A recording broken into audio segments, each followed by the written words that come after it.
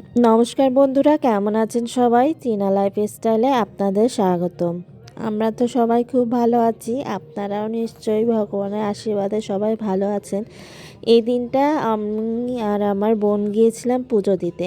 আমি আগেই চলে এসেছি। সেই দিন বৃষ্টি হয়েছে, সকাল সকাল পুজো দিতেই ভালো লাগে, তাই সকাল সকাল পুজো দিতে চলে এসেছি। প্রথমেই আমি গোপালকে ঘি, মধু, গঙ্গা জল দিয়ে ভালো করে স্নান করাই নিলাম।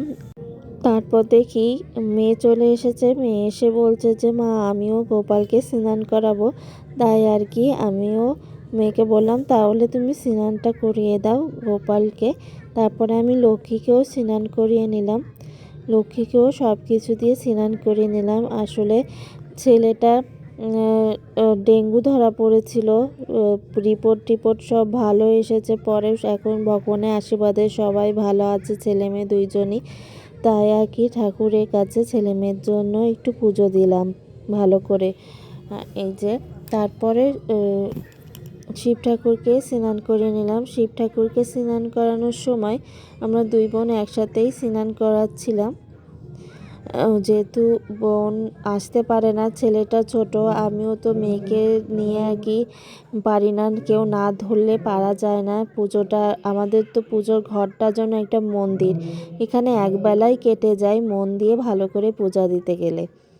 আর সব ঠাকুর আছে, তাই আর কি এই যে আমি শিব ঠাকুরকেই বেলপাতা দিতে পেরেছি। মানে বেলপাতা মন মতো না হলে ঠাকুরকে দিতে আমার কেমন লাগে।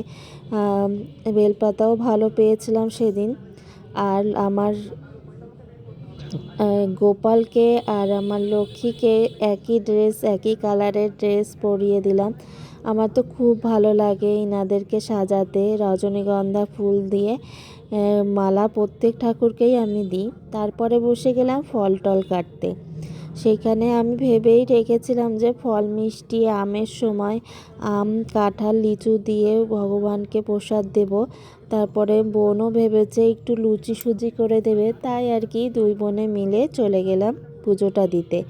আর এই যে দুই বোনে মিলে পুজো দিচ্ছি। মেঘলা মেঘলা পরিবেশ ছিল, ওই দিন বেশ গরম ছিল না, বেশ ভালো লাগছিল, গল্প করছিলাম। আর সাথে একটা মাসি না থাকলে পারা যায় না।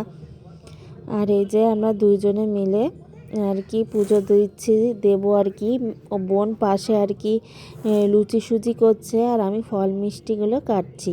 আমি ভগবানদেরকে স্নান টিনান করিয়ে তারপরে আর কি এসেছি পুজো দিতে, মানে ফল কাটতে।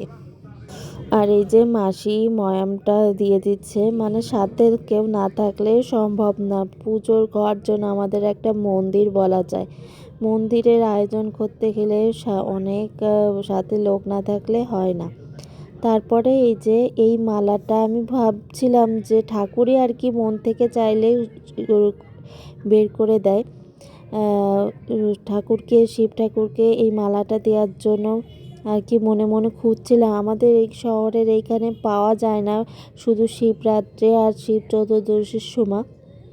একদিন বেরিয়ে দেখে আমার বাড়ির পাশে একজন আর কি সোমবার বুধবার করে আর কি এই ফুলগুলো আনে, মালা গাঁথে বিক্রি করে। তাই ভাবলাম ওনার কাছে বললে মনে হয় পাওয়া যাবে, তাই ওনাকে বলেছিলাম। আর উনি আমাকে দুটো মালা গেঁথে দিয়েছে।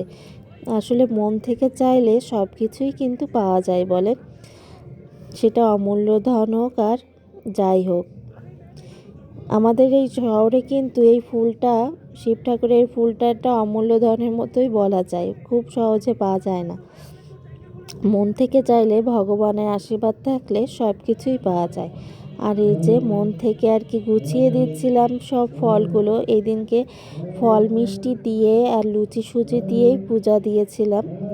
আর বোন ভোগটা করে দিয়েছে। বোন বলছে যে তুই সাজিয়ে দে, আমি সব রান্না করে দিলাম।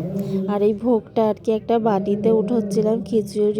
খিচুড়ি না, তরকারিটা, এই যে তরকারিটা উঠিয়ে দিচ্ছিলাম একটা বাটিতে। পূজার ভোগে মন শুদ্ধ করে যাই করবেন তাই কিন্তু খুব ভালো হয় প্রসাদ হিসেবে খেতে। আর এই যে সেদিনকে প্রসাদটাও খুব ভালো। আর শুনেছি যদি ভগবান আর কি আপনার প্রসাদে তৃপ্ত হয়, তাহলে প্রসাদের একটা আলাদা স্বাদ পাওয়া যায়, প্রসাদের খাবারের স্বাদটাও নাকি ভালো হয়ে যায়। এই ফল মিষ্টিটাও নাকি আরও মিষ্টি লাগে, আর এমনি খাবার টাবারও অনেক স্বাদ হয়। এমনিও খেয়াল করে দেখবেন পূজার প্রসাদ হিসেবে যা খাবেন সেগুলো কিন্তু খুবই ভালো লাগে খেতে। আর এই যে এই পাঁচ তরকারিটা পূজার ভোগের সময় এত ভালো হয়। এই তো আমার সাজানো হয়ে গিয়েছে, দুই বোন মিলেই সাজিয়েছিলাম, বোন পাশে বসে আছে। আর এই যে বললাম যে তুই একটু তাকা, একটু ভিডিও করি, দুই বোন আছি বলছি একটু ভিডিও না থাকলে হয়, কিন্তু ভিডিও করতে যেয়ে হেসে দিয়েছিলাম। এই তো ছোট্ট একটা ব্লগ শেয়ার করলাম, পরবর্তীতে আর একটা ব্লগ আছে পূজার, দেখতে থাকেন।